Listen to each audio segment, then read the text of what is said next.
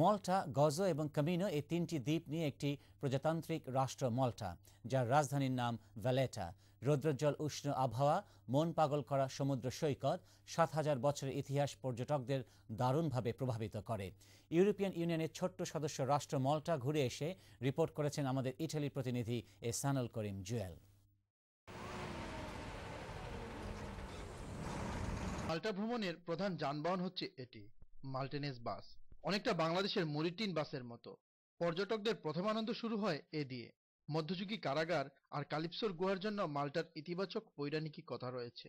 শহরে অপ্রশস্ত আঁকাবাঁকা পথ আর গ্রামগুলোর প্রধান গির্জা আর বারকগুলোতে রয়েছে জনতার ভিড়, অনেকটা নবজাগরণের মতো। পল্লী অঞ্চলগুলোর বিভিন্ন স্থানে রাখা হয়েছে বিশ্বের বিখ্যাত ব্যক্তিদের মূর্তি। দ্বীপের চারপাশ ঘিরে নীল স্বচ্ছ পানি, সব মিলিয়ে মাল্টাকে বলা চলে খোলা আকাশের নিচে একটি জাদুঘর। মাল্টা, গজো এবং কমিনো এই তিনটি দ্বীপ নিয়ে একটি প্রজাতান্ত্রিক রাষ্ট্র মাল্টা, যার রাজধানীর নাম ভ্যালেটা। তিনটির মধ্যে মাল্টা সর্ববৃহৎ এবং সাংস্কৃতিক, অর্থনৈতিক ও কার্যনির্বাহক কেন্দ্রবিন্দু। দ্বিতীয় বৃহত্তর দ্বীপ হচ্ছে গজো, যা অনেকটা গ্রাম্য, নীরব, পরিভ্রমণ এবং কৃষি প্রধান।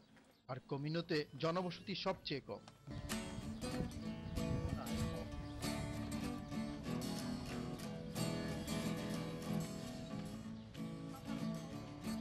দ্বীপগুলোর সঙ্গে একমাত্র যোগাযোগ মাধ্যম হচ্ছে জাহাজ বা ছোট নৌকা। মাল্টা সিসিলির 93 কিলোমিটার দক্ষিণে আর আফ্রিকার 288 কিলোমিটার উত্তরে। 316 বর্গ কিলোমিটার আয়তনে রয়েছে 4 লক্ষ জনবসতি। আয়তনে ছোট হলেও মধ্য মেডিটেরিয়ানিয়ানের সবচেয়ে ঘনবসতি দ্বীপ এটি। মেডিটেরিয়ানিয়ান 7টি দ্বীপের মধ্যে মাল্টা একটি বিখ্যাত টুরিস্ট রিসোর্ট। উষ্ণ আবহাওয়া, রৌদ্রোজ্জ্বল দিন, ঐশ্বর্য সমৃদ্ধ উন্নত সমুদ্র সৈকত, নৈশ জীবন আর 7,000 বছরের ইতিহাস পর্যটকদের দারুণভাবে প্রভাবিত করে। তাই মাল্টা সব শ্রেণীর পর্যটকদের জন্য একটি সুষম স্থান।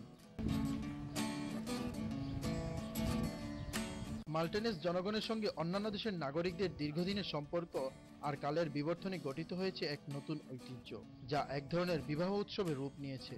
ফলে দ্বীপটি পাচ্ছে একটি তড়িৎ বিজ্ঞানভিত্তিক সংস্কৃতি।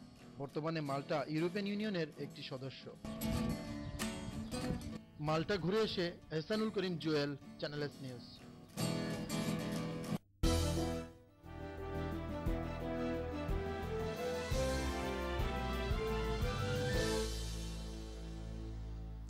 খেলার খবর।